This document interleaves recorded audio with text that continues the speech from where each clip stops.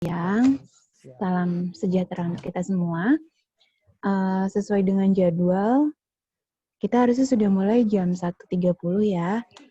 Sambil menunggu partisipan yang lain, kita mulai saja. Kalau begitu untuk sesi hari ini adalah sesi BIMTEK lanjutan dari BNNP Jawa Barat. Dan tema kita hari ini adalah membahas tentang instrumen WHO QOL yang akan dibawakan oleh masih narasumber yang sama dengan kemarin, Bapak Wirianto Rahman, ICAP 1. Sebelum kita masuk ke materi tentang WHO QOL-nya, saya mau memperkenalkan diri. Hari ini saya Sambagita Syafrizani, biasanya dipanggil Ivi. Saya bertugas sebagai moderator hari ini, nanti juga akan dibantu oleh Mbak Tiara, Ananda Putri, volunteernya Klinik Pratama BNNP Jawa Barat. Hari ini kita akan membahas tentang instrumen yang mengukur quality of life ya, Mas Santo ya, WHO QOL, yang merupakan salah satu instrumen yang penting juga digunakan dalam program rehabilitasi dan pasca rehabilitasi. Nah, saya akan sedikit memperkenalkan narasumber kita hari ini yang sebetulnya sudah terkenal juga di jagat konseling adiksi nasional dan wilayah Jawa Barat ya, Bapak Wirianto Rahman. Jabatan beliau saat ini adalah Ketua IKAI Wilayah Jawa Barat, juga sebagai program manajer dari Yayasan Permata Hati Kita, dan sudah bergelut di bidang adiksi. Mas Santo, 20 tahun ada nggak? Ada teh, 20 tahun. Tuh, 20 tahun. Sudah 20 tahun. Saya nggak tahu judulnya, nyemplung, kecemplung, mencemplungkan diri di bidang adiksi. Tenggelam teh. Oh, tenggelam ya. Oke. Nah, tanpa berpanjang-panjang lagi ya, karena beliau sudah cukup tenar, Mas Santo, waktu dan tempat dipersilahkan. Mungkin host bisa bantu untuk share materi ya, di share screen. Terima kasih kepada Mas Santo, dipersilahkan. Terima kasih Teh Ivi. Selamat siang. Assalamualaikum warahmatullahi wabarakatuh. Sebenarnya saya ini bukan mau mengajarkan ya, hanya mau berbagi tentang apa sih itu, tentang WHO QL. Dulu kita suka bikin suka bikin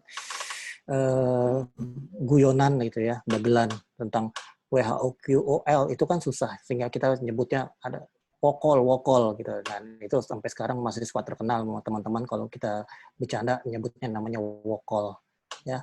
WHO QL itu adalah boleh di next. Oke, WHO QL itu adalah, kalau kita mengambil deskripsinya tentang instrumen WHO QL, adalah instrumen kualitas hidup.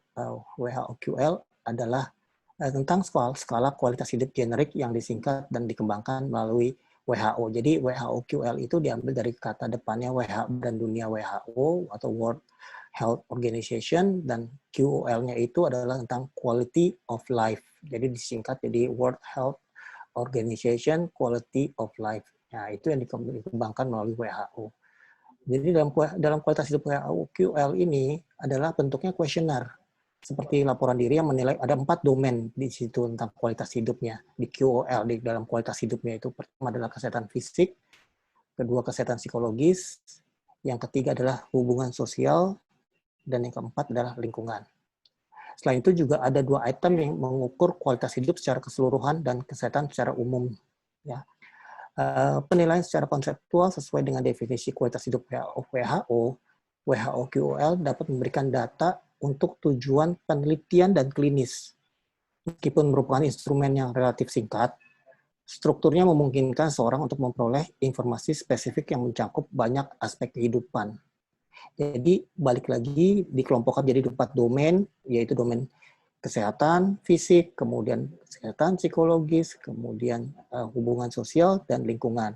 Dan ditambah lagi dengan 2 item yang mengukur kualitas hidup secara keseluruhan dan kesehatan umum.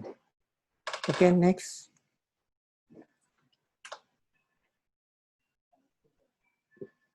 Kak Ivi, boleh dilanjutkan? Oke. Sementara yang terkenal di kita ini yang biasa lazim digunakan adalah WHO QL BREF. BREF itu merupakan singkatan dari Best Available Technique Reference. Jadi sebuah teknik yang apa namanya yang terbaik yang tersedia gitu ya, yang direkomendasikan gitu loh. Bentuknya itu tersingkat dari 100 kemudian disingkat menjadi 26 pertanyaan.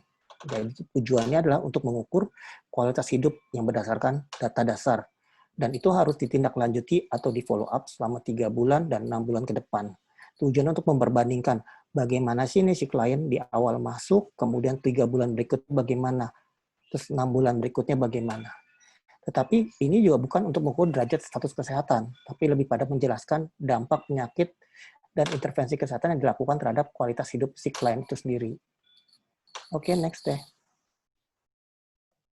Ya, WHO QL BREF dapat digunakan untuk populasi usia 18 tahun ke atas. Kemudian bentuknya ini kuesioner, ya bisa diisi sendiri oleh klien atau pasien, atau bisa juga bentuknya interview oleh kita sendiri sebagai konselor yang menuntun dia. Oke, next deh.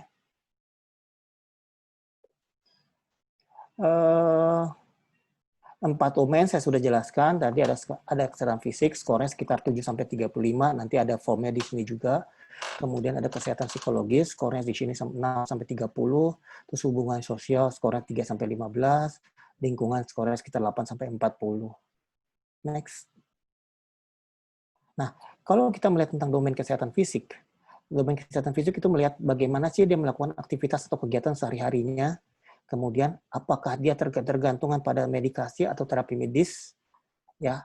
Terus pergerakannya dia bagaimana, atau mobilitas dia bagaimana, apakah dia juga mempunyai rasa sakit atau rasa tidak nyaman, bagaimana dengan pola tidur dan pola istirahatnya, dan bagaimana juga dengan kapasitas kerjanya, itu masuk dalam sebuah domain kesehatan fisik atau domain pertamanya dalam WHO QOL. Oke, next ya.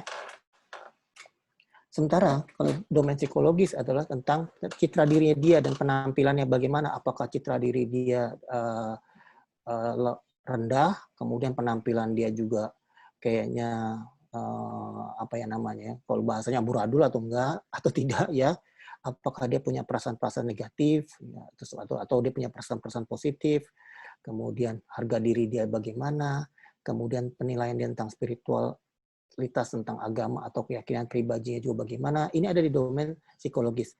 Lalu cara berpikirnya, cara mengenang atau memorinya, dan cara berkonsentrasinya, itu juga bagaimana, dan itu ada di domain psikologis. Oke, next deh. Sementara kalau domain hubungan sosial, itu adalah bagaimana hubungan dirinya sendiri dengan pribadinya. Kemudian dukungan sosialnya juga bagaimana. Terus kemudian kegiatan seksualnya juga bagaimana, itu ada di hubungan sosial. Next. Sementara kalau domain lingkungan, itu membicarakan tentang sumber finansial dia selama ini dari mana sih? Apakah dia melakukan tindakan kriminal atau hanya dapat dukungan dari orang tua? Nah, itu juga harus dilihat nanti di domain lingkungan. Terus kebebasan dia seperti apa? Terus keamanan dan kesejahteraan fisiknya dia juga seperti apa? Terus kemudian layanan kesehatan dan sosial tentang aksesibilitasnya dan kualitasnya, bagaimana cara dia mendapatkan layanan kesehatan dan kualitasnya juga apa, itu di domain lingkungan. Kemudian melihat lingkungan tempat tinggal, lalu mendapat kesempatan, apakah klien itu mendapatkan kesempatan mendapatkan informasi dan keterampilan baru atau tidak. Berikutnya adalah apakah bisa melakukan atau memiliki kesempatan dalam kegiatan rekreasi atau hiburan, atau dia terlalu crowded, terlalu sibuk sekali.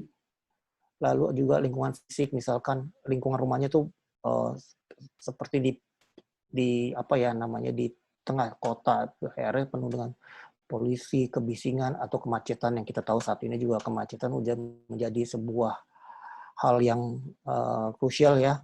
Terus lalu cuaca, lalu alat transportasi dia bagaimana, apakah dia punya alat transportasi sendiri atau bagaimana dia mengakses, balik lagi mengakses transportasi itu bagaimana. Oke, next ya. Nah, sementara kalau kita melihat manfaat dari WHO QL yang BREF, ini dapat digunakan untuk beragam kebutuhan, ya, sebagai pengukuran efektivitas suatu intervensi. Jadi apa yang kira-kira akan kita lakukan misalkan di domain psikologisnya dia masih rendah, sehingga kita bilang, wah kayaknya sepertinya dia harus mendapatkan sebuah rujukan ke psikiater misalkan, ya. Jadi sebuah pengukuran efektivitas untuk suatu intervensi. Dan ini juga berguna dalam perawatan paliatif. Dan berikutnya juga bisa menjadikan sebuah penelitian epidemiologi yang mengkaji populasi tertentu. Misalkan saat ini kan kita bisa melihat bahwa kalangan siapa saja sih, kalangan apa aja yang menggunakan napsa jenis stimulan atau sabu, ya. Kemudian pemahaman penyakitnya dan pengembangan terapinya seperti apa. Oke, next.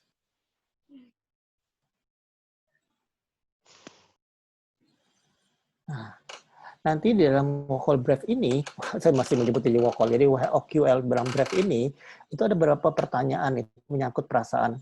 Kita kan menanya, misalkan pertanyaan berikut ini menyangkut perasaan Anda terhadap kualitas hidup, kesehatan, dan hal-hal lain dalam hidup Anda. Jadi istilahnya, ini bisa kita berikan atau kita bisa jadikan sebuah pegangan buat kita yang kita wawancara si klien, yang kemudian kita bacakan. Terus kemudian kita bisa bicara, saya akan membacakan setiap pertanyaan kepada Anda bersamaan dengan pilihan jawaban. Pilihlah jawaban yang menurut Anda paling sesuai. Jika Anda tidak yakin tentang jawaban yang akan Anda berikan terhadap pertanyaan yang diberikan, pikiran pertama yang muncul pada benak Anda seringkali merupakan jawaban yang terbaik. Jadi kita menuntun si klien juga bahwa apa yang dipikirkan pertama itulah yang jadi pilihan terbaiknya dia. Kemudian kita bantu lagi, camkanlah dalam pikiran Anda segala standar hidup, harapan, kesenangan, dan perhatian Anda. Kami akan bertanya apa yang Anda pikirkan tentang kehidupan Anda pada 4 minggu terakhir. Jadi sebulan terakhir. Ya, artinya WHOQL itu jangan sampai lewat dari 4 minggu. Dari 4 minggu, itu data sudah kurang valid. Ya, jadi istilahnya harus 4 minggu yang harus dihitung. Oke, next. Oke. Nah, ini adalah sebuah pertanyaan-pertanyaan yang ada di dalam WHOQL Brief itu. Jadi ada pertanyaan satu, ya, 1 bulan sebelum wawancara akan dilakukan. Ya, misalkan bagaimana kita bisa mengimprovisasi bahasa kita, ya. Ya, menggunakan bahasa kita. Jadi kalau kita membaca ini kan kayaknya bagaimana menurut Anda kualitas hidup Anda ini terlalu kaku. Jadi kita sebagai konselor misalkan, ya, kalau kita memang konselor atau pekerja sosial, artinya kita sudah mulai membaca dulu untuk menggunakan instrumen ini nantinya. Jadi istilahnya agar mempermudah kita dalam menggunakan bahasa yang sederhananya. Jadi kita bisa bilang, misalkan kita bisa, boleh ya bro, saya bertanya misalkan, gimana sih bro menurut bro nih kualitas hidup bro nih. Nah, bro kan nanti pilihannya kita dituntun nih. Alangkah lebih baiknya kita punya juga kayak sebuah kartu yang sudah ada di dalam meja kita tentang peringkat-peringkat ini. Misalkan 1 sangat buruk, 2 buruk, 3 biasa-biasa saja, 4 baik, dan 5 sangat baik. Tetapi kita juga sebagai konselor perlu hati-hati karena ada beberapa pertanyaan yang angkanya itu berbalik, gitu ya. Jadi kita perlu hati-hati juga. Kemudian pertanyaan keduanya adalah seberapa puas sih lo bro terhadap kesehatan? Terus dia bilang misalkan, wah ya biasa-biasa aja. Nah biasa-biasa kan ada di poin 3. Kita lingkarin poin 3-nya. Oke, next deh. Nah, kemudian pertanyaan berikut adalah tentang seberapa sering sih Anda telah mengalami hal-hal berikut ini dalam 1 bulan sebelum wawancara. Jadi ingatin lagi, kita mesti bacain lagi semuanya. Berikut yang ada di atas, Bu. Bro, seberapa sering sih lo mengalami hal-hal ini dalam 1 bulan? Terakhir nih, bro, misalkan, lo merasa sering sakit nggak secara fisik, sehingga kayaknya lo malas ngapa-ngapain, malas untuk beraktivitas. Nah, kalau kita melihat di sini, angkanya sudah berbalik. 5, 4, 3, 2, 1. Ya. Nah, kemudian pertanyaan berikutnya adalah seberapa sering membutuhkan terapi medis. Perlu nggak sih, bro, kira-kira untuk berobat nih, supaya bro bisa seger lagi? Terus dia bilang, oh kayaknya ya perlu juga sih. Ya perlu tuh apa maksudnya seberapa sering kah? Oh, kayaknya ya cukup lah 3 lagi kan. Terus kemudian seberapa sering sih bro bisa menikmati hidup bro nih? Bulan terakhir ini ya, cukup lah 3.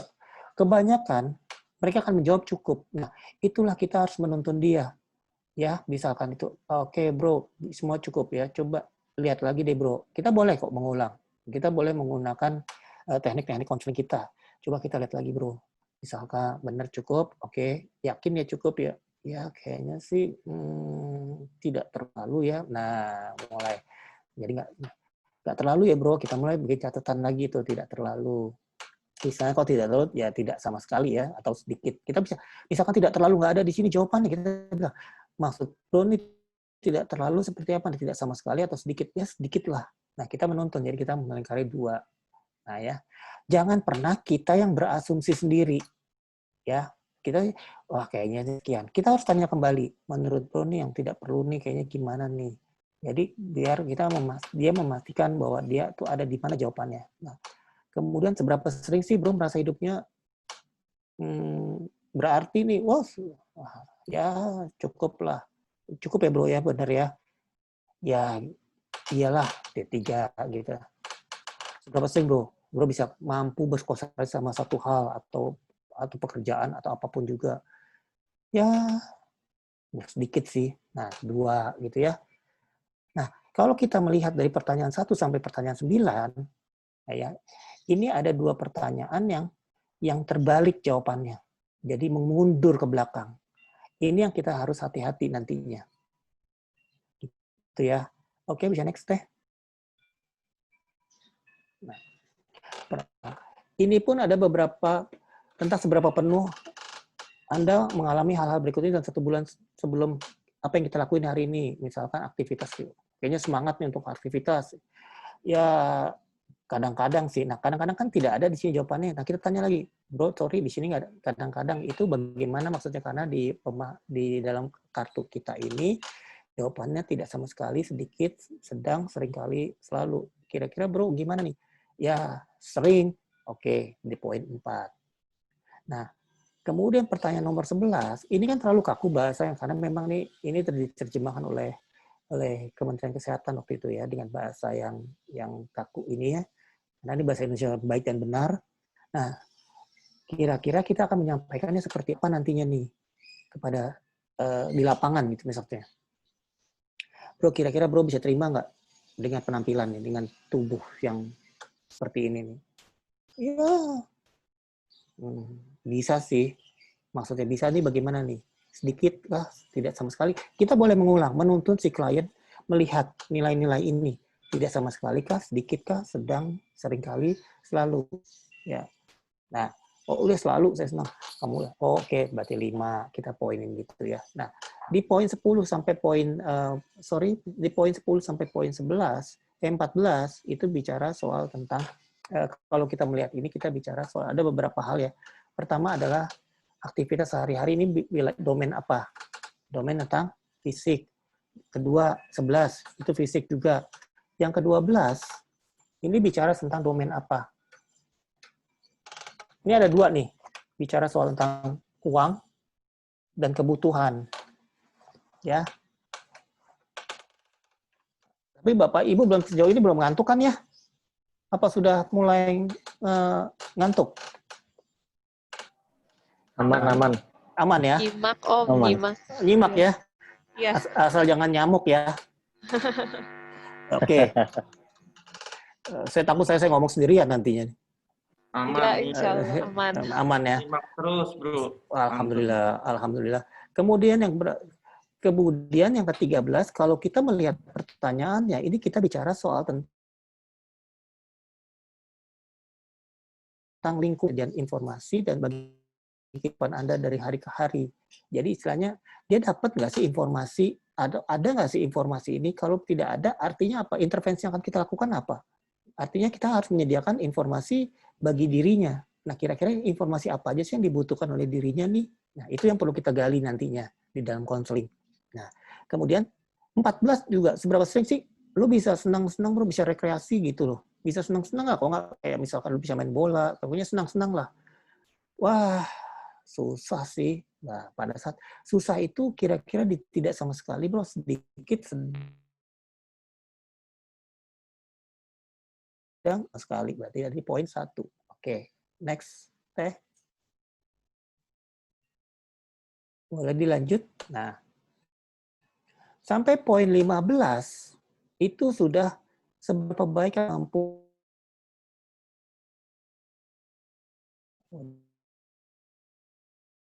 Bentar. Kenapa nggak bergaul? Oh, biasa aja sih, 3. Oke, 3. Nah, berikutnya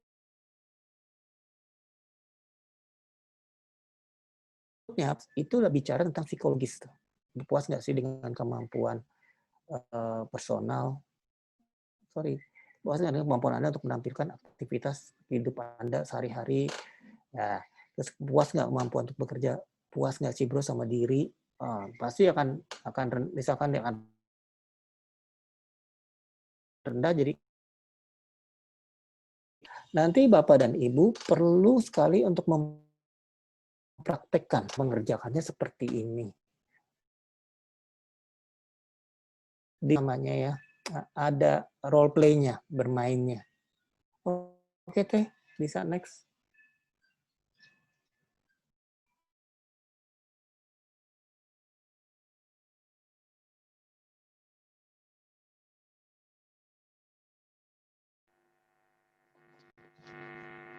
Anton, mohon maaf, jaringannya mungkin agak kurang stabil ya. Halo? Kedengaran suara saya? Iya, Suara agak saya kurang stabil. masih kedengaran suara saya? Nah, Jaringan di sini kedengeran. lagi, iya jaringannya lagi kacau. Oke, Ya. putus-putus nggak sekarang? Enggak, Nggak tadi ya? putus-putus ya. Oke, ya tadi sempat down dulu sebentar. Mungkin dia pusing juga kali dikasih WHOQL gitu ya. Pusing juga. Iya, gambarnya nge-freeze. Nge-freeze ya? Iya. Oke. Tapi suaranya kedenger kok aman. Alhamdulillah. Oke. Apa saya ulang, apa saya lanjutkan lagi aja nih? Boleh diulang dikit mungkin. Sedikit. Boleh, kalau gitu slide-nya dikembalikan ke atas, ke sebelumnya, ke nomor 19-nya. Iya, host mohon Ya, mundur boleh. sedikit ya.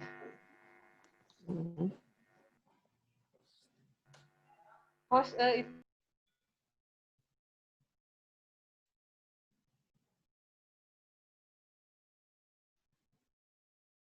Halo. Masih kedengaran suaranya? kedengeran, iya. Oke.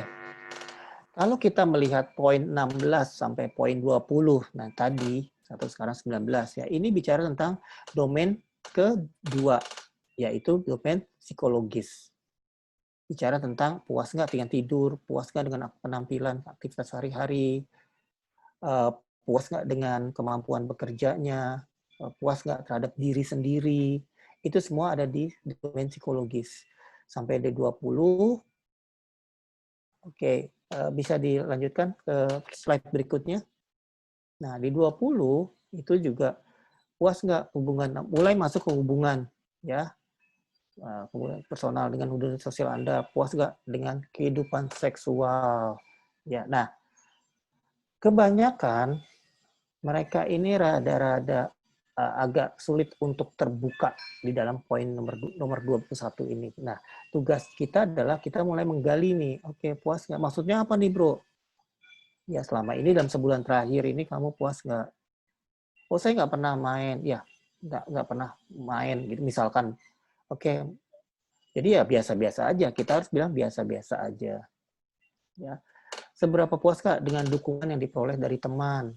Wah, nah, kenapa kita nanya teman ini? Karena kebanyakan mereka kan sudah mulai tidak bergaul karena lebih banyak mengasingkan diri kan, sendirian. Nah, ini juga mulai kita nilai nih. Kemudian puas nggak dengan lingkungan tempat tinggal? Nah, kedua, 4, puas nggak dengan akses layanan yang ada? Ya, gimana ya bro, gue kalau ke situ selalu diabaikan karena mereka tahu gue pecandu. Nah itu juga berarti dia menggambarkan bahwa dia sangat tidak memuaskan. Puas nggak juga dengan transportasi yang harus Anda jalani, misalkan dia harus naik, katakan dia di Jakarta ya, dia harus naik busway, dari the busway-nya ini dia harus ke tempat stasiun busway naik Gojek dulu, istilahnya kan butuh biaya tambahan lagi dan butuh perjalanan yang jauh lagi. Sehingga dia bisa menjawab, jauh bro. Ya misalnya jauh itu bagaimana? Memuaskankah, tidak memuaskankah, sangat tidak memuaskankah, atau bagaimana? Bisa dibilang sangat tidak mungkin. Jadi istilahnya kita harus menuntun dia juga gitu. Oke, dan memang WHOQL ini perlu dilatih. Saya berharap Bapak dan Ibu melatih ya untuk mulai mengerjakan WHOQL. Mungkin bisa di rumah dengan pasangan coba bertanya, dilatih dulu, atau bisa langsung turun ke lapangan, mulai ketemu sama klien, mulai digunakan WHOQL ini. Dan ini sebenarnya sebuah instrumen yang pertama kali saya gunakan juga sangat menarik. Karena dengan menggunakan sini paradigma saya berubah. Kenapa? Saya melihatnya ya bahwa lebih penting kualitas hidup dia dibandingkan saya berfokus pada apa ya namanya, dia itu saya berharap dia berhenti total gitu. Nah itu sehingga saya punya pandangan baru, oh ya ternyata lebih penting adalah kualitas hidup dia dibandingkan obsesi saya untuk minta dia untuk berhenti. Itu ya. Oke, bisa di next berikutnya.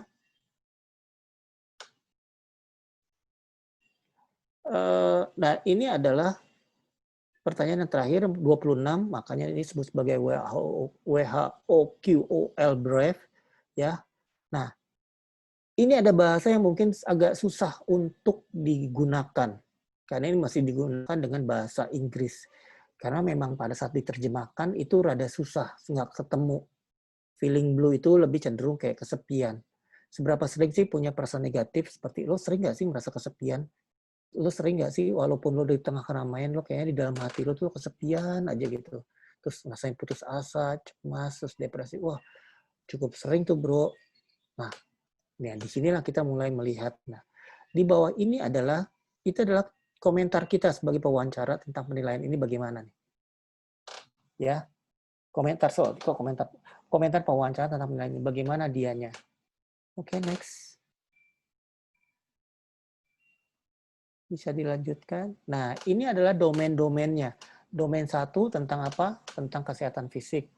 Nanti di sini 6 dikurangin question 3, pertanyaan 3, misalkan kita mengatakan pertanyaan 3, dia jawab 2. Ya. Nah, walaupun saya tahu lagi itu nomor 2 kan jawabannya itu ya. Nah, 6 kurangin 2 itu berarti nilainya di sini adalah 4. Terus di sini misalkan di pertanyaan nomor 4, dia menjawab 3. Jadi 6 dikurangin 4, 6 dikurangin 3 adalah 3. Jadi di sini 2, di sini 3, katakanlah di sini juga 2, di sini 3, 2, 3, 2 misalkan. Jadi totalnya berapa tuh? 2, 2, 2, dan 2. 2-nya ada berapa tuh? Ada 4 ya? 8. 3-nya 1, 2, 3, 9. 8 tambah 9 berapa? 17. Ini kita bicara misalkan contoh aja ya. 17. Nah, Bapak dan Ibu, ini dalam transfer score ini ya, sudah ada rumusnya sesungguhnya. Jadi Bapak dan Ibu nggak usah pusing dengan pengisian ini nih. Nanti ada rumusnya. Ini tujuannya adalah untuk penelitian nantinya. Dan kita kan melakukan ini bukan untuk penelitian.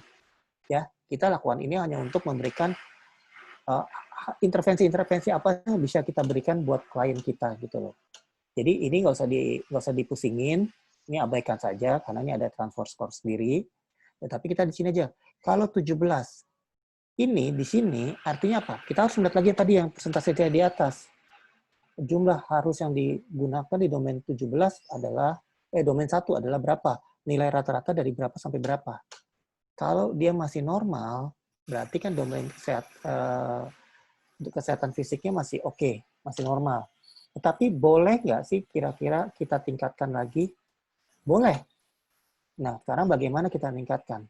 Kita harus mendorong si kliennya. Jadi paling nggak kita punya tahu intervensi apa. Kalau dia misalkan di domain fisik intervensinya rendah, artinya apa?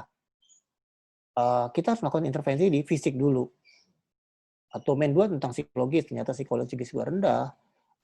Nah, intervensi apa yang akan dilakukan? Kita bisa lihat lagi pertanyaan-pertanyaannya. Domain 3 bicara lingkungan sosial, itu juga domain 4 soal tentang hubungan terus lingkungan sosial kan. Nah, hubungan ini bagaimana nih dia? Lingkungan sosial dia juga bagaimana?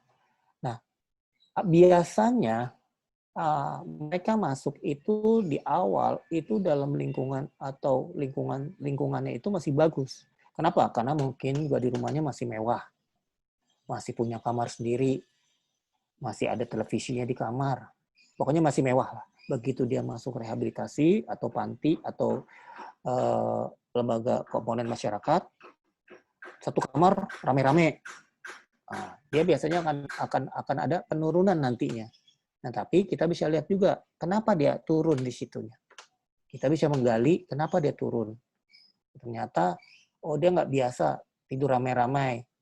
Nah, artinya apa? Kita harus memberikan penguatan buat dia tentang hidup itu harus dalam hidup lingkup sosial, ya. Oke, itu salah satu bentuk intervensi yang bisa dilakukan nantinya. Nah, sekarang bisa di next lagi.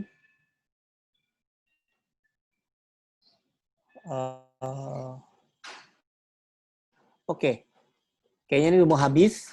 Ini referensi yang saya ambil dari Quality of Life dari WHO. Kemudian saya juga mengambil ini dari buku panduannya PABM tahun 2012. Dan saya berharap Bapak dan Ibu, memang ini sebenarnya simple banget ya, dan ini nggak mudah. Maksudnya begini, bukan nggak mudah. Ini mudah dilakukan, apalagi kalau Bapak Ibu sering melatih. Ini mudah banget dilakukan, dan sehingga tahu skor-skornya berapa. Bisa nggak ditingkatkan? Bisa. Nah, itulah yang jadi bentuk intervensinya. Catatan saya adalah, jangan ditotal. Dari domain 1, 2, 3, dan 4, jangan ditotal. Kesalahannya kalau mentotal. Justru itu masing-masing terpisah. Domain 1 itu bicara soal kesehatan fisik, 2 itu psikologis, domain 3 itu bicara tentang hubungan sosial, domain 4 itu tentang lingkungan.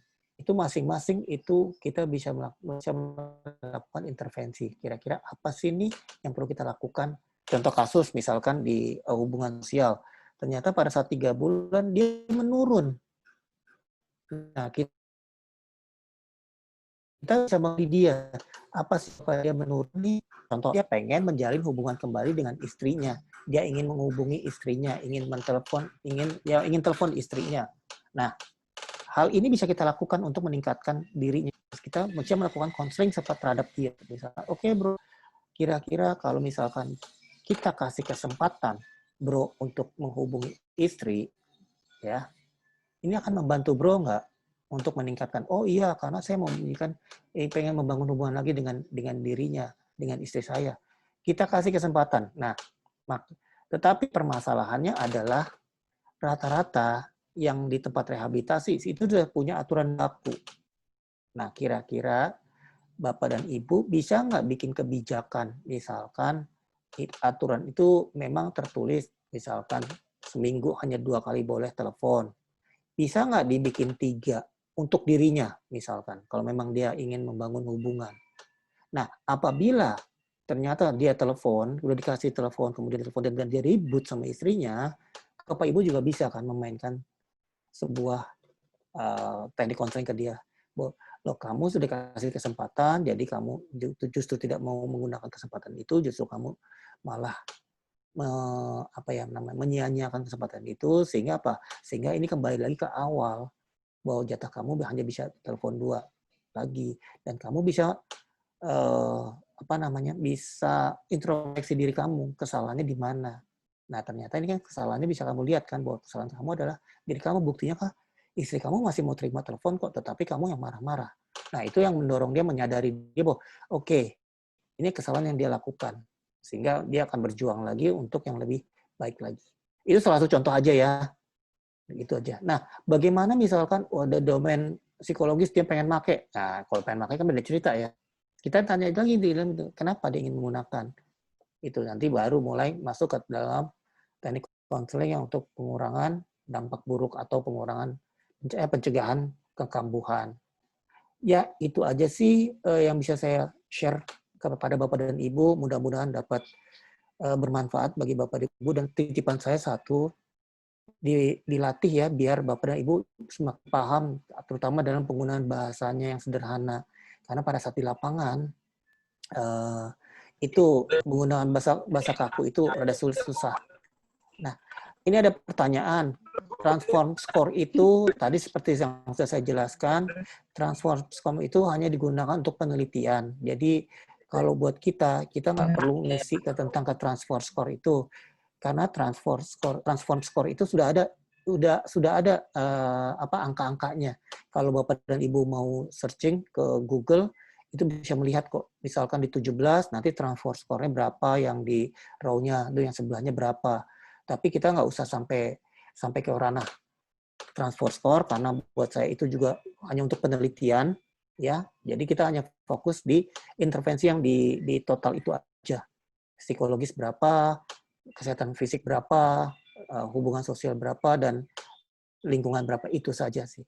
Nah, itu sih jawaban dari saya buat Yayasan Prama. Mudah-mudahan bisa menjelaskan ya itu.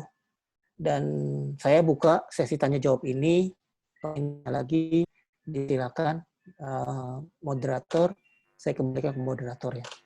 Ya, terima kasih kepada Om Anto yang telah men-sharingkan hari ini mengenai tema kita WHO QOL. Tadi saya sudah melihat juga di partisipan ada yang raise hand sepertinya dari Pak Theodorus Putra. Apabila mau langsung berbicara, mangga boleh dibuka mikrofonnya.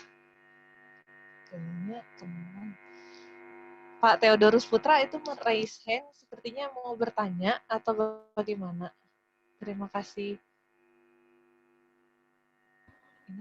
Halo Mbak, nggak jadi Mbak, nggak apa-apa. Oh, nggak jadi. Nggak apa-apa kalau mau sharing, boleh. Mungkin sharing aja atau gimana?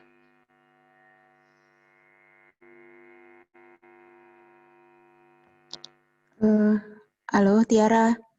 Yes. Kalau Silakan, belum Ibu. ada yang bertanya, sambil nunggu ada pertanyaan di kolom chat, boleh saya bertanya sama Mas Iya, Santi? Teh. Oke, Mas Santo, berarti kalau ini lihat dari slide yang saya jadinya lihatnya di komputer ya, karena si share screen ini kan udah berubah. Nah, di scoring domain 1, 2, 3, dan 4 itu berarti tinggal di total aja ya. Kalau domain 1 kan 6 min Q3 plus 6 min Q4 ditambah Q10, Q15, Q16, Q17, Q18. Yeah. Nah, itu kan udah jadi total skor ya. Iya. Nah, saya lupa. Nah, ini pengkategoriannya gimana ya? Misalnya kualitasnya rendah, sedang, tinggi, ada ininya nggak, patokannya berapa skor yang rendah, berapa skor bisa sedang? dilihat slide sebelumnya nggak, Teh? Kan di situ udah ada nilai-nilainya, dari rata-rata dari sekian sampai sekiannya itu ada di situ, Teh. Bentar ya. Kayaknya belum deh, Mas Anto. Mungkin ada yang ke-skip. Ada, Teh. Tadi saya udah jelasin nanti rata-rata di slide sebelumnya, Teh. Bentar ya. Slide sebelumnya. Apa slide saya yang ngaclok ya? Mungkin itu host boleh share screen yang Mas Anto maksud nggak?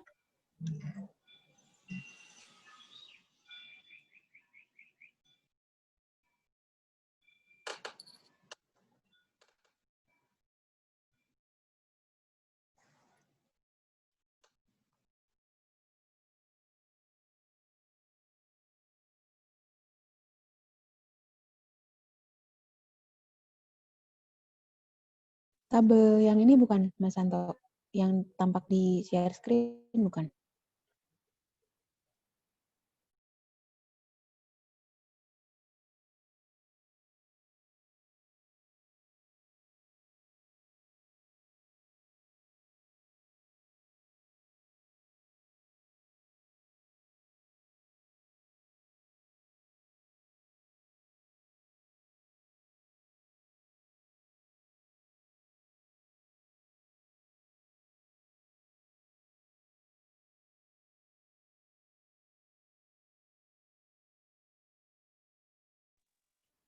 Tiara, mungkin boleh kalau ada pertanyaan lain dulu ya, atau boleh bantu cek share screen-nya dari Host perhitungan. yang men-share screen-nya host standby Kang Daday. Yang ini Bu, yang tadi dijelasin yang ini. Om Anto, apa udah sesuai dengan pertanyaan Bu Ivi? Mungkin Itu bisa dilihat slide nomor 5. Ini saya juga buka dari sini nih. Ada slide nomor 5 Teh Ivi. Di situ Oke, Mas Anto ketemu. Ketemu ya? 4 domain, skor Iya. sekitar 7-35. Betul. Itu istilahnya itu patokan ukurnya Teh.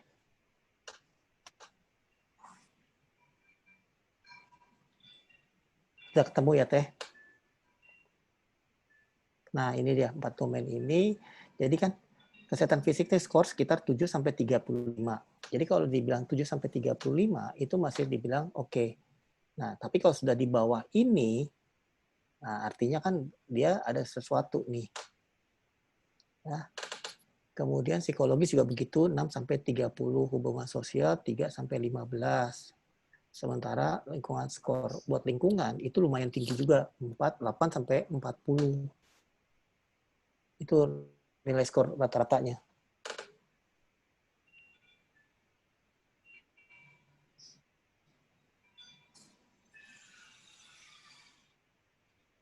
Begitu Teh. Halo. Ya, oke. Oke. Jadi memang saya sempat cari-cari tahu juga soal WHOQOL. Memang perhitungannya emang lumayan nggak sederhana ya WHOQOL ini. Karena ada rumus-rumusnya juga ya. Tapi mungkin memang bisa pakai patokan yang skor 7-35, 6-30 tergantung domainnya. Dan tadi juga Mas Anto highlight kan untuk sebaiknya tidak di total score, tapi dilihat per domain. Jadi bisa dilihat isu per domainnya ya. Mana yang, jadi kalau misalnya skornya, kalau saya jadi berpikir kalau misalnya skornya paling rendah di domain sosial misalnya, berarti mungkin itu hal yang bisa kita follow up lebih dulu ya. Untuk mungkin kalau ini kaitannya sama rehabilitasi dan adiksi ke treatment plan-nya. Betul. Nah, Iya. Dari pengalaman Mas Anto mungkin bisa sharing gimana mengkorelasikan, kan kita juga kalau di treatment pakai ASI ya, untuk bikin treatment plan kan kita pakai Addiction Severity Index tuh pakai ASI. Nah, pernah nggak mengcombine atau mungkin bisa share pengalaman mengcombine antara hasil assessment dan asesmen ASI sama WHOQOL. Mungkin Mas Anto bisa share? Kalau kita melihat dari domain dari WHOQOL gitu ya Teh ya, kita kan melihat dari domain, misalkan domain 3 ini nih, hubungan sosial kan. Kalau kita kemudian kita mengkorelasi dengan yang ada di assessment atau di ASI, ya kira-kira domain sosial ini ada di domain berapa? Katakan itu domain keluarga kan, itu ada domain kalau nggak salah domain 5 apa 6 ya Teh ya. 6. Keluarga baru psikiatri kan habis itu ya. Kan sebelumnya kan masalah isu legal di 5 tuh. Kalau kita masih mengacu sama ASI yang versi berapa? 3 versi 5.0 ya Teh. Saya juga lupa tuh versinya, tapi banyak banget versinya ya. Nah, berarti kan hubungan sosial ini kan kita bisa korelasikan antara hubungan sosial yang ada di sini dengan hubungan sosial yang ada di dalam assessment dengan keluarga, misalkan isu keluarga di situ ya. Nah, ini kita bisa korelasikan. Misalkan di sini dia rendah, tetapi di assessment-nya dia bilang besar. Nah, kita bisa lihat mana sebenarnya yang terjadi ketimpangan, gitu. Nah, kita bisa membahas lagi, bisa mengulas kembali asesmen kita atau ASI kita, melihat lagi kira-kira apa sih ini pertanyaan-pertanyaan yang dijawabnya kurang meyakinkan kan. Di dalam ASI sendiri kan ada 2 kolom tuh, taraf keyakinan. Apakah si klien ini paham dengan apa yang telah ditanyakan oleh kita atau belum? Nah, itu yang tadi saya tekankan. Kita baca dulu semua instrumen ini untuk kemudian bisa kita gunakan dalam bahasa kita yang sederhana agar si klien juga bisa memahami. Kalau kita menggunakan bahasa yang terlalu tinggi, ya ini rada susah juga buat si klien yang kita mengetahui notabene belum tentu setinggi-tinggi langit semua ya Teh ya. Ya teman-teman ya Bapak dan Ibu ya. Ya rata-rata kan tingkat edukasinya masih ya begitulah. Nah, kita harus menggunakan bahasa yang sederhana mungkin. Nah, dari situlah kalau saya sih menggunakan, saya menghubungkan korelasi itu ke situ. Jadi dari hubungan sosial dia berapa, misalkan dia mengatakan hubungan sosial dia rendah. Sementara di dalam aslinya itu dia bilang bahwa dia juga baik-baik aja gitu, nggak ada masalah sama keluarga. Saya melihat nih ada apa nih sebenarnya. Sehingga apa? Tingkat intervensi yang saya lakukan dari treatment plan, berarti isunya adalah isu tentang sosial. Itu yang saya angkat. Isu sosial itu apa aja sih? Apa sih bentuk intervensi yang saya akan lakukan? Misalkan saya akan melakukan konseling individual sebanyak seminggu 2 kali. Kemudian saya akan melakukan namanya konseling atau family dialog, mempertemukan antara si klien dengan orang tuanya. Jadi semua rencana intervensi jadi Teh. Itu sih. Jadi semua gampang dan bisa terukur semuanya nantinya. Kalau itu yang saya lakukan Teh. Apakah memuaskan nggak Teh? Oke, memuaskan Mas Santo. Jadi memang Terima kasih banget. mengkorelasikan ASI sama WHO QOL-nya ya. Nah, buat para partisipan yang lain, kalau ada yang mau bertanya boleh langsung unmute ya, atau raise hand, atau boleh chat di kolom chat atau chat di kolom chat, nanti dibaca sama Mbak Tiara pertanyaannya. Tapi kalau ada yang mau bertanya langsung juga boleh raise hand atau langsung unmute mikrofonnya. Nah, sembari menunggu nih ada satu pertanyaan lagi dari saya Mas Santo. Kalau dari paparan Mas Santo bahwa kan idealnya WQL ini berarti administrasinya dengan wawancara ya, wawancara langsung. Jadi kita menanyakan pada kliennya secara langsung. Nah, tapi ada juga nih referensi yang bilang kalau itu bisa diisi mandiri oleh klien. Nah, menurut Mas Santo sendiri gimana ya tentang ini? Bisa diulang Teh, sorry putus-putus. Punten. Oke, putus-putus ya. Jadi untuk WHO QOL yang dijelaskan Mas Anto sore ini kan idealnya memang kita mengambil datanya secara wawancara langsung ya kepada kliennya. Supaya kita juga bisa menyederhanakan bahasa yang mungkin kadang-kadang rumit juga dan nggak dipahami oleh semua klien.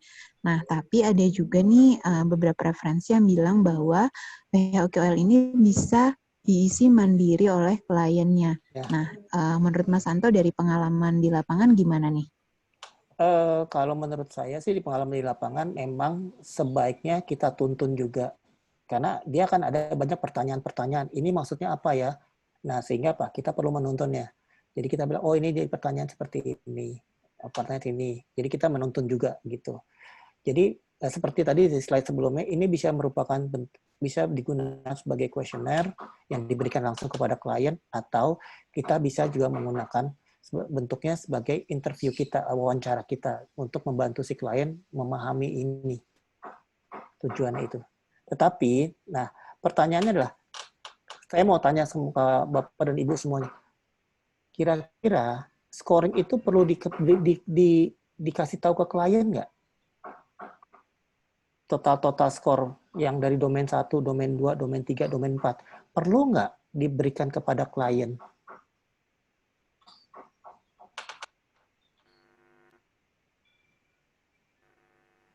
Ada yang bisa menjawab?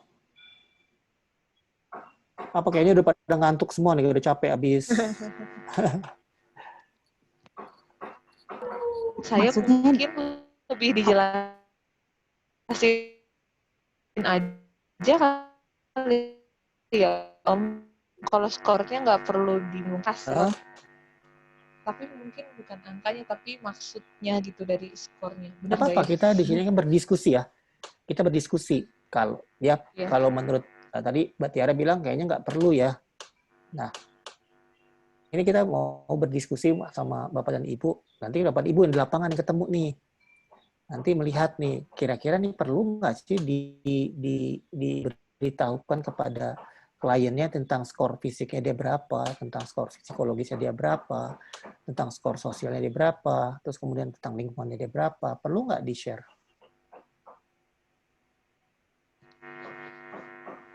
Menurut diskusi tadi mungkin bukan si angka skornya tapi penjelasan dari si skor itu apa. Cuman mungkin Bapak Ibu yang lain ada jawaban lain, Bu Ivi atau mungkin yang lain. Kita boleh kan ya, kita istilahnya berdiskusi ya. Boleh. Pada para peserta mungkin ada yang mau ikut menjawab atau berpendapat, boleh. Ini banyak yang hadir hari ini, lumayan banyak sih, ada 31 orang. Bagaimana terhadap teman-teman peserta yang lain jawabannya? Ini pada dimatiin kameranya ya sama mikrofonnya. Mungkin kalau ada yang bisa jawab bantu boleh. Yayasan Prama ini membuka kameranya. Mungkin Bapak dari Yayasan Prama mau mencoba jawab?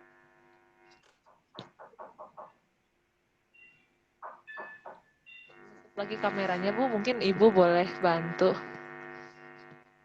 Bu Ivi. Kalau sejauh yang saya pernah lakukan, Mas Anto, jadi saya pantau lagi nih domain yang skornya paling rendah. Terus jadinya main jadi nih, karena terkendala pandemi juga nih ya, jadi kan memang kita nggak langsung. Kita mencoba untuk kliennya isi mandiri. Nah, pada saat kita lihat nih skornya, domain mana yang paling rendah, terus kita diskusiin lagi, lihat dari item mana yang memang skornya paling rendah di domain itu. Nah, itu yang kita diskusiin sih, atau misalnya dari banyak domain, dari 4 domain ya, dari 4 domain yang ada, dia paling rendah yang mana. Nah, itu yang kita open discussion sama kliennya, kenapa di domain itu dia memang rendah banget misalnya skornya. Kalau dari saya sih. Siap, makasih. Kalau dari saya sendiri sih, kalau saya waktu itu juga saya kasih tahu gitu domain-domain mana aja yang rendah.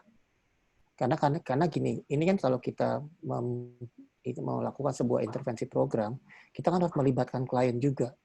Jadi agar klien juga tahu bahwa dia harus terlibat dalam proses pemulihannya dia, bukan hanya si konselornya aja, tapi dia pun harus terlibat.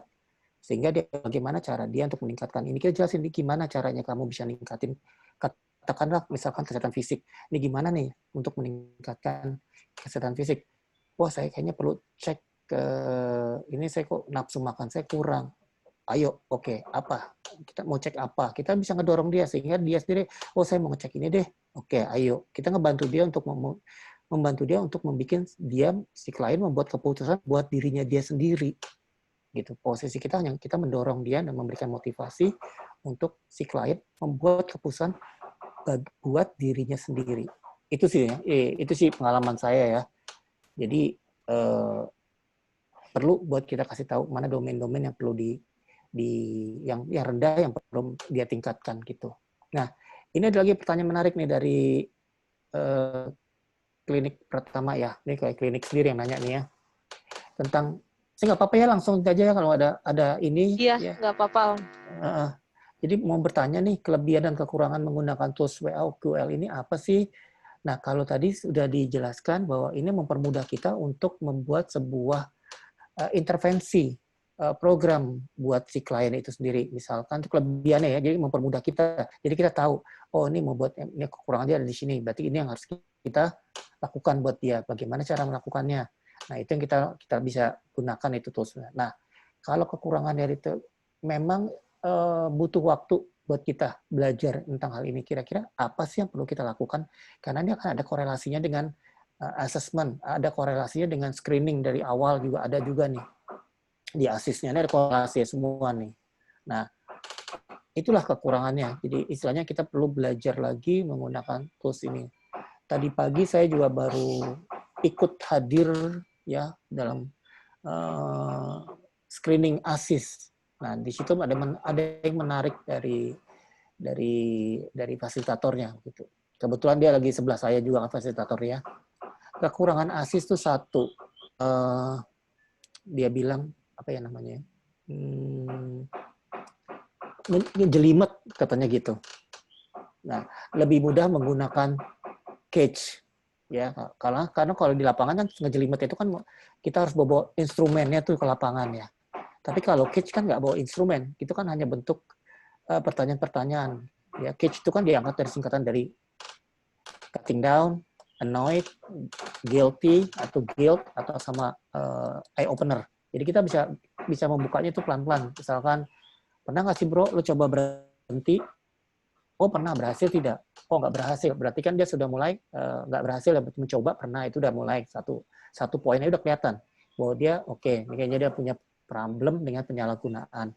Terus mulai, kalau bro berarti nggak bisa berhenti, berarti bro memang kecanduan. Oh enggak. Nah pada saat dia mulai disinggung soal hal itu, dia mulai kayaknya terganggu tuh. Maksudnya apa? Risih. Dia, oh enggak, annoyed. Di situ kita bisa menilai lagi. Oh jadi kalau berarti, oh bro bukan ini ya, oh, bukan gue. Terus oke, bro kenapa waktu itu coba mau berhenti ya? Berarti kan kita mau mulai memancing rasa bersalahnya di, iya gue yang nggak enak mulai. Jadi udah mulai kelihatan itu di lapangan, kita nggak perlu, paling cuma catatan-catatan kecil aja kan. Nah itulah mudahnya catch dibandingkan screening assist. Kalau assist memang mempermudah juga gitu loh. Mempermudah kita pada saat kita ada di satu tempat, dan itu data-data itu bisa kita dapatkan secara lengkap, karena itu kan ada yang 3 bulan, ada yang sebulan, ada yang per hari, ada yang per minggu dari respon card-nya itu kan. Kemudian kita bisa memberikan feedback card-nya lagi kepada si klien gitu. Nah, ini ada pertanyaan lagi dari BNNK Cianjur. Batas minimal nilai kualitas hidup berdasarkan WHO, karena tadi sinyal kurang bagus karena lagi di dalam perjalanan. Nah, ini sudah ada di dalam tadi di mana dok, di layar di slide 5 ya. Nah, saya jawab dulu, ada di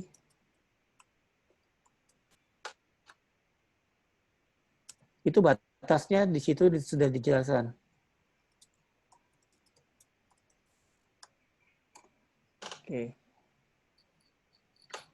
Oke, itu sih yang fisik domainnya berapa, 7-35, kemudian psikologis itu 6-30, hubungan sosial itu 3-15, lingkungan itu skornya 8-40. Kalau sudah di atas 40 sudah bagus sekali dia. Jadi kalau pertanyaan saya gini, kalau sudah bagus sekali, apakah perlu dirubah? Halo. Dari Cianjur ya? Iya, boleh. Apakah kira-kira kalau dia sudah mencapai 40 misalkan, ya, kira-kira perlu dirubah lagi nggak? Mungkin Bapak dari BNNK Artinya Cianjur ini ya lagi responnya. Kayaknya pada susah sinyal juga ya, atau iya. gimana? Oke, kalau nggak gini aja deh, Mbak Tiara, kan nomor saya sudah saya kasih ya. Jadi kalau misalkan memang mereka ingin hubungin saya langsung, dipersilakan. Boleh, mau dibimbingan boleh juga dipersilakan. Itu sih, kalau memang signalnya ya. Siap Om. Siap. Kayaknya sih iya, soalnya mungkin tadi dia lagi jalan ya. Iya. Makasih Om penjelasannya. Mungkin nanti tadi udah ini ada nomornya juga ya dari Om Anto. Bisa katanya langsung mengontak aja Bapak dari BNNK Cianjur apabila ingin lebih dalam mengetahui bagaimana penghadap tools WHO Cookie. Nanya Pratama itu saya juga sebenarnya. Karena saya juga waktu yang itu pakai buat ngukur ini insomnia juga sih, ngelihat kualitas tidurnya lansia gitu. Mungkin saya kurang paham banget, cuman emang menarik sih WHO QOL ini, dan saya juga tertarik buat mendalami lebih dalam. Pertanyaan saya sih, bagaimana efektivitas dari penggunaan tools ini, seberapa membantu untuk program pemulihan ke kliennya, terutama klien yang adiksi terhadap substan ini? Kan tadi ada disebutkan evaluasi 3-6 bulan sekali, itu kayak gimana? Makasih Om. Nah, oke, makasih Mbak Tiara. Jadi menariknya ini ya efektivitas program terus. Jadi pada saat kita mengevaluasi, kita melibatkan si klien juga. Nanti kita mengajak si kliennya, oke kita lihat ya, kita ada yang kurang lagi nih. Yuk kita sama-sama yuk mengejarnya. Bagaimana caranya nih. Nah, saya ini. Jadi kita akan melakukan, nanti kita evaluasi lagi 6 bulan sekali. Apa aja sih sebenarnya yang kurang, dan akhirnya kita apa?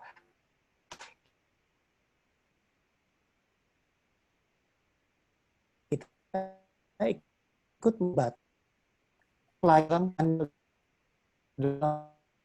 pasti.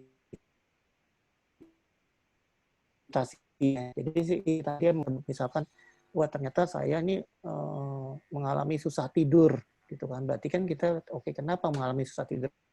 Artinya dia harus dirujuk kemana? Ke psikiater. Tapi sebelumnya ke psikolog dulu, misalkan untuk mendapatkan kenapa dia sampai sulit tidur. Nah, kemudian ternyata dia masih mikirin nah, pada saat saya mengatakan memikirkan masa lalu itu ada, nah kita bisa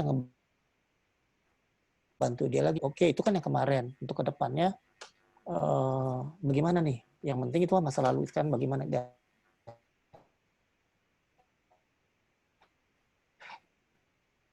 Di teknik gitu. Thank you. Terima kasih banyak Om, ini keren Sama-sama. sih, maksudnya keren banget. Masa dari kemarin kan ngikutin juga 12 angka. Jadi sebenarnya kita bisa ngasih tools ini tuh membantu kita juga ya Om ya dalam konseling ya terhadap klien gitu, biar nggak mati gaya juga ya gitu Om. Iya, siap, betul.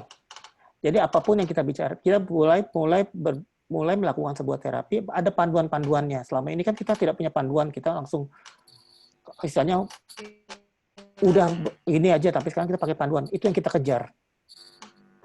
Itu target-targetnya. Itu sih Mbak Tiara. Iya ya Om, bener juga sih. Kepada teman-teman, Sama-sama. makasih Om. Sekali lagi, teman-teman ini kita masih ada waktu loh sebenarnya ya sekitar 15 menitan lagi. Apabila yang masih ada yang ingin atau bagaimana dengan klien dan dengan ini boleh di-share ke kita aja di kolom chat atau langsung membuka mikrofonnya. Sebenarnya ini keren banget materinya dari kemarin juga karena kan tools juga kan membantu kita ya Om buat memberikan pelayanan yang terbaik buat klien kita kayak gitu. Dan salah satunya WHOQL ini kan cukup detail ya, ada domain-domain fisiknya, psikologis, terus sosialnya gimana, lingkungannya gimana. Justru kalau kita mulai mencoba memakai tools ini dalam konseling kita juga memudahkan ya Om ya. Iya. Om juga udah menggunakan ini juga terhadap klien-klien Om gitu. Udah. Kita sudah mulai menggunakan ini sejak dulu. Ini diperkenalkan di kita itu pada saat ada program namanya pemulihan adiksi berbasis masyarakat yang diprakarsai oleh KPAN waktu itu. Kalau tidak salah tahun 2009 apa 2009-an itu. Nah, kita dikenalkan oleh tools ini terusnya. Selain banyak tools sih sebenarnya yang dikenalkan ke kita, salah satu adalah ini. Ya. Oke, keren sih. Maksudnya memang WHOQL ini kalau kan saya kan emang pemula juga ya di bidang adiksi karena pelan-pelan gitu masuk. Awalnya kan emang latar belakang saya kan psikologi kayak Bu Ivi sama. Jadi kayak di adiksinya emang awam sih, cuman untuk tools WHOQL sebenarnya kenal Om, cuman kayak karakteristik teman-temannya kan harus belajar lagi ya kayak kemarin 12 angka dan lain-lain. Belum asisnya atau ASI dan lain-lain. Makanya sih keren aja gitu. Oh, ternyata bisa dipakai juga buat konseling. Mungkin Bu Ivi ada yang mau ditanyain lagi atau ditambahin?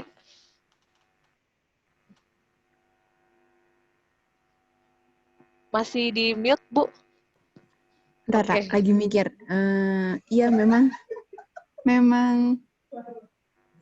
memang oke sih. Maksudnya saya juga sambil moderatorin sambil belajar ya, karena Iya, kan saking banyaknya tools kadang-kadang kita juga ini bingung ya pakai tools yang mana, terus mengkombinasi penggunaan tools, mengkaitkan satu tools dengan tools yang lain, dan sedikit promosi juga, ini belum jadi sesi terakhir ya, kita juga akan belajar tools-tools yang lain. Ada setidaknya 2 materi nih yang belum kita selenggarakan, yaitu TC, modalitas TC, dan Eureka. Nah, Eureka ini juga salah satu instrumen yang digunakan di rehabilitasi. Nah, sebetulnya jadwalnya tuh harusnya sih minggu depan, tapi karena memang kebetulan jadwal pemateri dan jadwal BNNP yang cukup padat, jadi sesinya akan kita alihkan ke paling cepat tanggal 14 September. Nanti akan ada pemberitahuan di WA grupnya para partisipan di sini, jadi jangan terlewat untuk sesi berikutnya, yaitu TC dan instrumen Eureka. Kalau nggak salah, instrumen Eureka akan dibawakan sama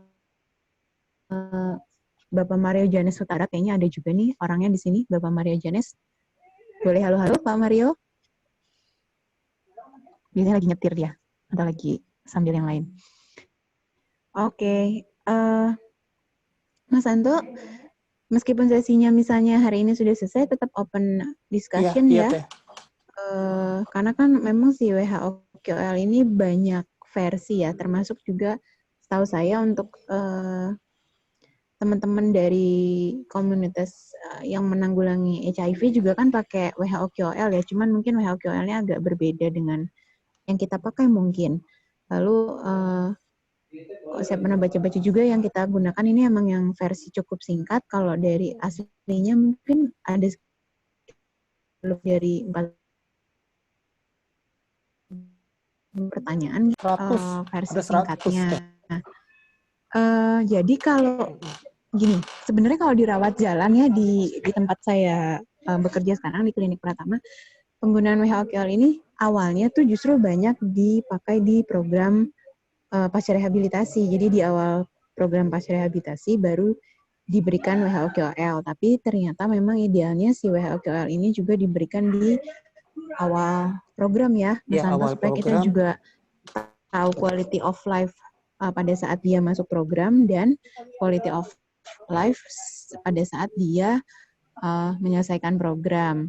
Karena yang tadi Mas Anto bilang juga penting loh untuk meningkatkan kualitas hidup dan keberhasilan layanan juga mungkin bisa diukur apakah orang yang mengakses layanan di kita meningkat nggak kualitas hidupnya. Kalau nggak meningkat terus gimana gitu kan Mas Anto? Betul. Terus tadi pertanyaannya, terus kalau orang yang kualitas hidupnya udah baik gimana? Nah sebenarnya kan kualitas hidup ini juga bukan sesuatu hal yang stabil ya, fluktuatif juga kan, tergantung kondisi apa yang sedang kita alami. Jadi memang penting untuk mengukur quality of life ini secara berkala. Gitu nggak Mas Anto kira-kira? Kalau di institusinya Mas Anto, satu klien dapat WHOQL berapa kali minimal? 2 kali kali ya? Kalau di kami, di tempat saya sih biasanya dari awal masuk dia sudah dapat WHOQL, nanti per 3 bulan ada lagi, sampai pada saat dia akhir program ada lagi per 6 bulannya. Tujuan kita juga melihat tentang keefektifannya program itu sendiri, juga bisa buat evaluasi buat kita juga gitu.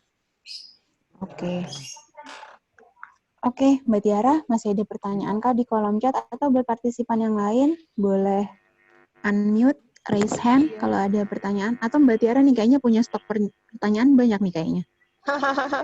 Iya, karena saya masih belajar sih, jadi seneng aja gitu ngelihat, maksudnya mengikuti sesinya gitu kayak, karena ini tools-toolsnya juga bisa digunakan juga buat konseling kayak gitu. Mungkin makasih Bu Ivi, teman-teman masih ada waktu banget gitu. Ayo semuanya kita belajar, yang mau sharing juga boleh, yang mau bertanya boleh. Nomor telepon juga udah ada dari Om Anto, ada di layar. Teman-teman kalau mau bimbingan secara langsung juga bisa sebenarnya kayak gitu.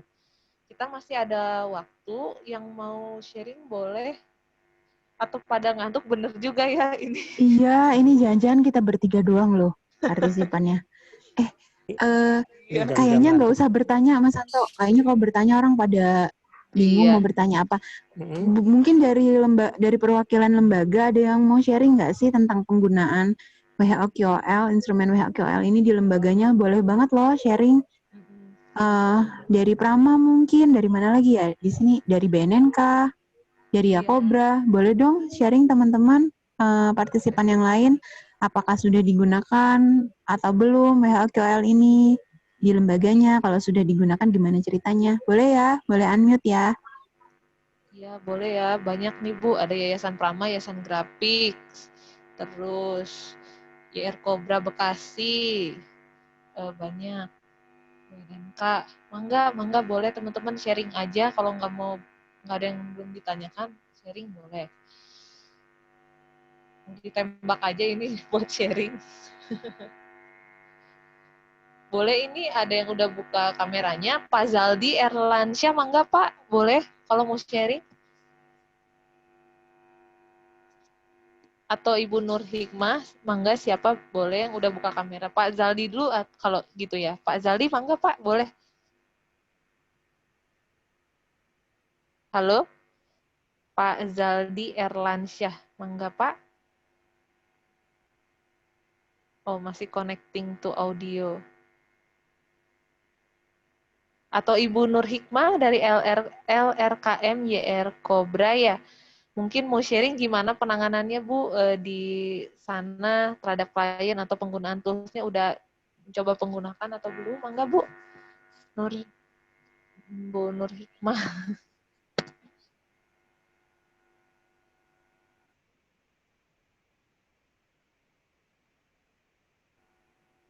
Masih termute Bu.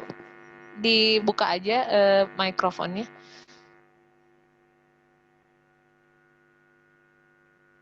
Udah bisa belum Bu? Atau saya coba bukakan ya. Mau sharing mungkin dari LRKM YR Kobra, Ibu Nur Hikmah? Oh, mungkin keluar ya beliau. Pak Zaldi mungkin ini udah buka kamera mau sharing? Cukup. Sedang menyimak mungkin ya gitu. Siapa lagi di sini yang membuka? Pak ini Theodorus Putra mungkin mau sharing. Ini buka kameranya juga. Ada ya Bu, kayaknya ini pada ini ya tidur atau mungkin ada yang dilakukan gitu. Jadi pada belum merespon dari teman-teman pesertanya, padahal banyak teman-teman pesertanya ya. Atau nggak Pak Ratno ini membuka kameranya, ada yang mau di-sharingkan Pak mungkin? Boleh, mangga. Saya kira cukup Bu karena saya belum menerapkan. Oke, terima kasih Pak. Oke, Mbak Tiara mungkin nambahin sedikit untuk teman-teman yang ini kan yang Mas Anto share masih PPT ya bentuknya, belum format atau toolsnya gitu, tools yang kita gunakan kalau kita mengukur WHOQL. Kalau misalnya untuk yang membutuhkan formnya seperti apa, nanti kalau yang ke tugas BNNP juga, atau nanti coba kita siapkan, kita kirim sekaligus materi ya untuk toolsnya. Jadi yang memang bisa digunakan langsung pada saat wawancara klien atau kliennya wawancara sendiri. Tapi memang betul yang Mas Anto bilang, lebih baik ini di wawancara karena ada beberapa bahasa yang cukup tidak sederhana dan mungkin klien membutuhkan penjelasan ya Mbak Tiara. Dan kalau saya pernah pakai juga WHOQL ini, memang kadang-kadang perlu wawancara tambahan ya, karena takutnya apa yang dimaksud dan apa yang dimaksud klien sama pertanyaannya bisa jadi hal yang berbeda. Nah, saya ingat nih kalau nggak salah, tapi ini agak bukan tabu juga sih sebenarnya. Waktu itu kita sempat diskusi ya Mbak Tiara, mungkin kalau pernah ingat, ada satu pertanyaan yang menanyakan, Mas Anto mungkin ingat ya. Nah, pertanyaan nomor 21. Ini agak tricky sebetulnya. Seberapa puaskah Anda dengan kehidupan seksual Anda? Nah, itu pertanyaan nomor 21. permasalahannya adalah, bener ya Mbak Tiara, kalau misalnya Bener, di ingat. Indonesia, kan kita nggak seterbuka itu untuk membicarakan masalah seksual. Belum lagi Iya, kalau misalnya kliennya menikah memang atau masih di relatif bawah umur. muda, belum menikah, di bawah umur, belum menikah, tapi punya pasangan misalnya. Terus bingung juga ini harus jawab tentang kehidupan seksualnya seperti apa. Nah, mungkin Mas Hanto pernah punya histori dengan pertanyaan nomor 21 ini, kira-kira gimana Iya, ya enaknya nanyanya ya? bener juga Bu. Boleh minta tolong jawabannya dari Om Anto. Itu tadi sewaktu sebelum kita masuk di situ saya sudah jelaskan tentang yang itu pertanyaan tadi itu Teh, Bapak dan Ibu. Jadi memang itu pertanyaan yang sangat tabu sebenarnya ya, tetapi memang harus ditanyakan juga gitu loh. Misalkan puas nggak dengan kehidupan seksual yang sebulan terakhir? Kalau dia bilang saya sebulan nggak pernah melakukan ini, misalkan seksual, terus kita mendorong lagi, apakah Anda melakukan masturbasi? Puas nggak dengan masturbasi? Jadi terpaksa tuh kita harus menanyakan hal seperti itu juga tuh. Tadi kadang-kadang ketawa terus nggak apa-apa, ini kita sangat ini kok, nggak misalnya ini sangat rahasia kok gitu. Dan salah satu yang penting kalau memang kita untuk wawancara adalah kita membangun rapor juga kan. Itu penting supaya si klien itu merasa nyaman juga bersama kita. Itulah kenapa saya tadi mengatakan kita harus menggunakan bahasa yang sesederhana mungkin, jangan terlalu kaku. Kalau terlalu kaku kayaknya rapor itu nggak terbangun terus gitu. Ya itu sih pengalaman saya ya Teh ya, Mbak Tiara, itu seperti itu.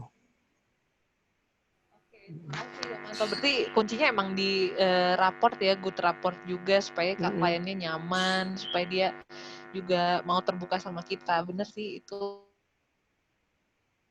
Notes juga ini ya Bu ya. Berarti kalau gitu memang harus ditanyakan aja ya Om. Maksudnya kalau dia terlepas dari dia itu menikah atau belum, atau di bawah umur misalkan gimana ya? Apa di bawah umur itu sesuai juga ya Mas ditanyain kayak gitu?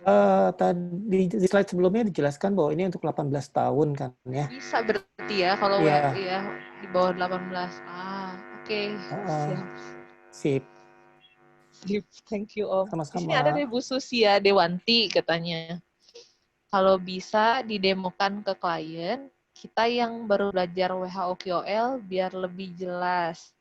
Lalu scoring juga hal-hal kritis yang harus kita lakukan katanya. Memang perlu dipraktekkan Iya, kan ya betul. sebenarnya ya. Kalau misalkan lewat Zoom gini emang agak ada terkendala juga ya, atau bisa nggak ya sebenarnya? Saya juga pernah memikirkan tentang konseling yang melalui Zoom ini. Nah, saya belum pernah melihat ya, tapi dengar aja udah sering melalui via Zoom. Ya, pertanyaan saya waktu itu, ini efektif nggak ya konseling lewat Zoom? Nah, itu yang jadi pertanyaan saya. Memang benar, memang perlu kita praktekkan ya, Bu ya. Kita harus perlu praktekkan ini supaya bisa Bapak dan Ibu bisa jelas, oh caranya begini, cara melakukan ini, pertanyaan-pertanyaan ini begini, nah, secara penilaian-penilaian begini, terus kemudian cara kita memberitahukan scoring itu terhadap si klien pun, oh seperti ini ya. Kemudian rencana intervensi, memang kita belum tentu ngebahas sampai rencana intervensinya, tetapi yang paling penting adalah, oh cara melakukan pertanyaan-pertanyaan seperti ini, terus kemudian cara penilaiannya juga seperti ini. Memang perlu diperhatikan, Bu. Hanya permasalahan saat ini kita dalam keadaan yang tidak kita inginkan sama-sama nih, ya sulit sekali untuk kita bertemu bersama-sama untuk melakukan kegiatan, istilahnya untuk mulai mendemonstrasikan tentang bagaimana sih cara penggunaan scoring, bagaimana sih penggunaan WOQL. Nah, sama seperti ASIS kemarin juga, Bapak dan Ibu kan sudah dapat juga kan tentang ASIS. Itu pun sulit kalau tidak diterapkan. Karena itu kan ada cara penghitungannya, apakah sehari atau berapa kali sebulan, ya misalkan dia ketemu temannya sebulan itu berapa kali, paling sekali, berarti kan hitungannya harian. Nah, hal-hal itu juga perlu dipraktekkan juga sebenarnya. Nah, itu yang jadi kendala kita sama-sama. Seperti saya sendiri melihatnya bahwa ini sebenarnya kendala nih. Sebagusnya memang ada praktek ya, tapi daripada tidak sama sekali, sebaiknya ada sesuatu yang kita lakukan, kita bisa kerjakan sama-sama. Itu sih Ibu mudah-mudahan bisa ngejawab ya Bu ya. Memang perlu Bu, perlu. Tapi makanya tadi saya bilang, coba praktekkan ke klien, nanti scoring. Habis itu tunjukin sama kita, ini benar nggak seperti ini? Atau bisa aja kirimin video, nanti saya lihat. Kirim ke video saya, nanti saya lihat. Oh ya betul. Terus cara scoringnya nanti kan bisa dikasih foto. Benar nggak seperti ini? Atau dibuat film durasi pendek-pendek aja. Benar nggak seperti ini? Oke, betul. Saya langsung bilang, oke ini betul seperti ini. Hanya itu sih saat ini bisa kita lakukan ya. Itu aja Ibu ya. Terima kasih Ibu telah bertanya. Oke, Mas Anto, saya jadi kepikiran. Ini kan kita masih akan punya sesi BIMTEK lanjutan ya. Nah, nanti materi juga akan dikirim via email, toolsnya juga akan dikirim via email. Bagaimana kalau supaya ini bisa jadi berkesinambungan? Nah, teman-teman berarti partisipan di sini punya waktu sekitar 1 minggu lebih untuk praktek dari materi yang di-share hari ini sama Mas Anto nih.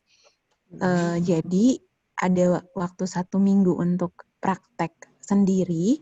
Nanti di BIMTEK yang berikutnya, kalau berkenan misalnya Mas Anto hadir lagi, nanti kalau ada kelebihan waktu sesi atau kalau di hari itu bisa, kita lakukan hari itu, atau kalau misalnya nggak bisa, kita bikin sesi yang lain. Berarti simulasi dari apa yang teman-teman udah lakukan. Tapi berarti ini sifatnya partisipasi aktif. Jadi kita hanya memfasilitasi teman-teman yang sudah melakukan, kita asistensi. Apakah cara melakukannya sudah betul atau belum? Gimana Mas Anto? Bersediakah? Masih ada waktukah? Masih Teh. Oke. Tapi tidak dengan waktu dekat ini kan Teh ya? Kayaknya paling cepat adalah tanggal 14, paling cepat ya. Tapi paling kalau cepat. Misalnya paling cepat, tapi nanti waktunya bisa kita sesuaikan lagi kalau misalnya di tanggal 14 ada halangan.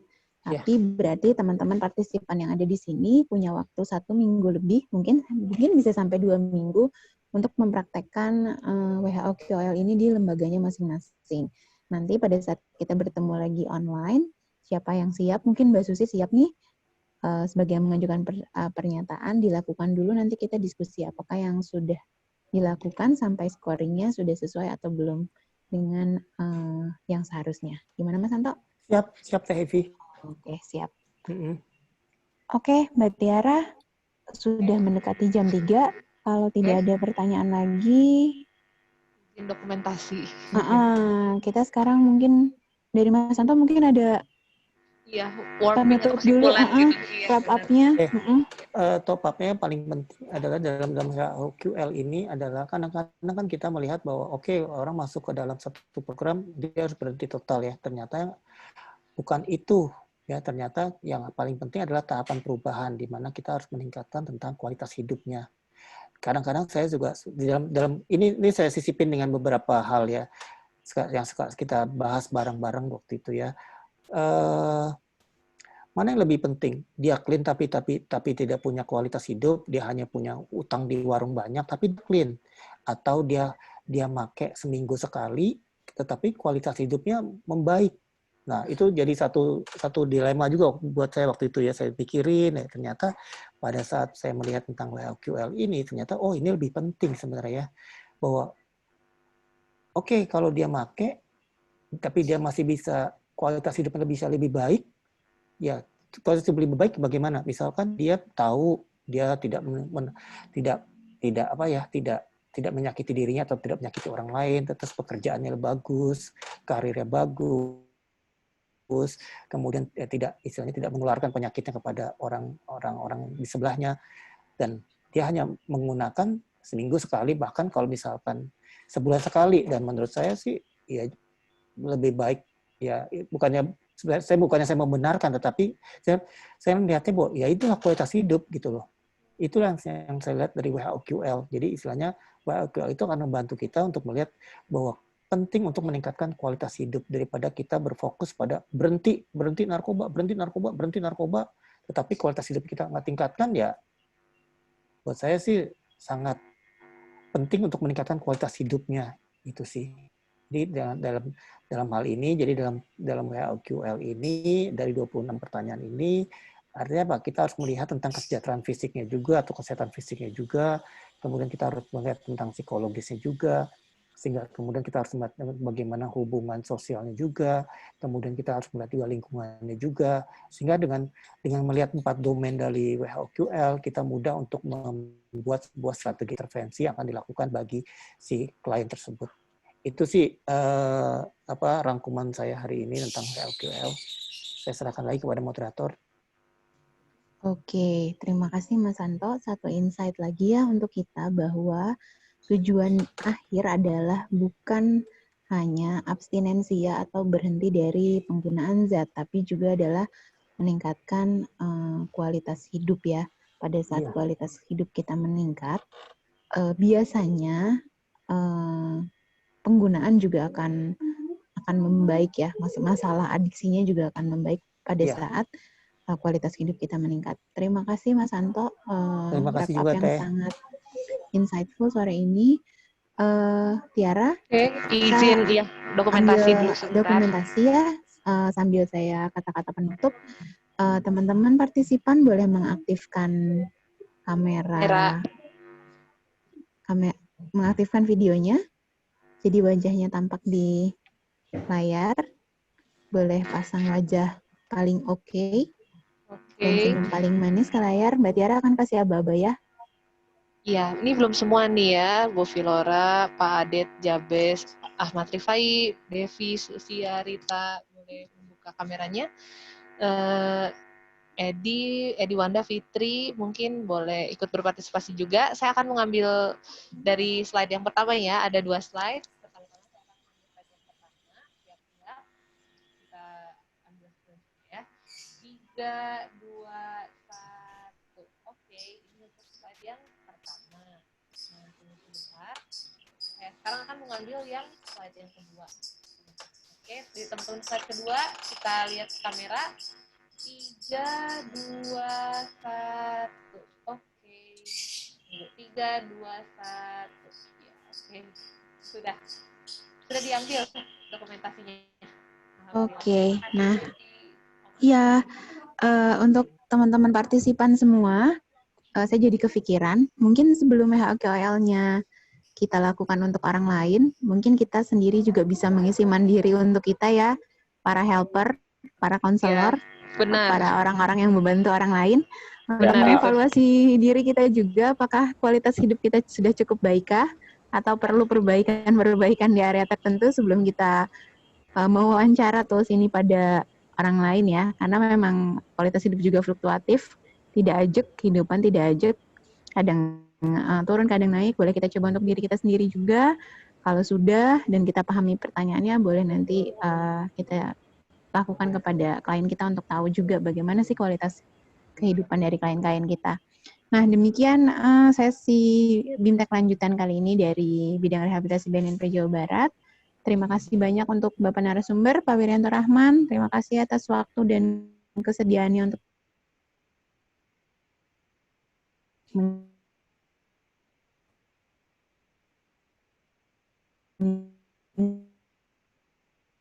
di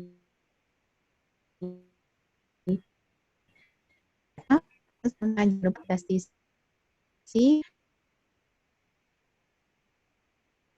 berhubungannya ini 14 Januari kita juga lebih banyak orang-orang yang ikut berbagi pengetahuan dan pengalaman.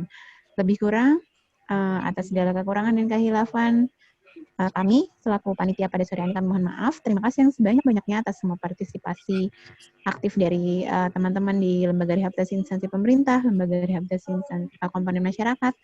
Kita akan bertemu lagi insya Allah ya tanggal 14 September. Terima kasih. Selamat sore. Assalamualaikum warahmatullahi wabarakatuh. Waalaikumsalam. Waalaikumsalam. Terima kasih buat semua. Jangan lupa, form evaluasinya diisi ya. Terima kasih. Terima kasih, mantap. Terima kasih, Ibu. Buat semua partisipan, form evaluasinya jangan lupa diisi untuk sertifikat. Kami akan upayakan, tapi ada beberapa jalur dulu yang harus kami tempuh supaya sertifikat dapat dibuat, semoga lancar dan kami sedang mengupayakan ya untuk sertifikatnya. Terima kasih. Siap. Sama-sama. Izin live. Terima kasih Pak Dok Anto dan teman-teman semua. Semoga bermanfaat. Terima kasih. Amin. Amin. Amin ya Rob.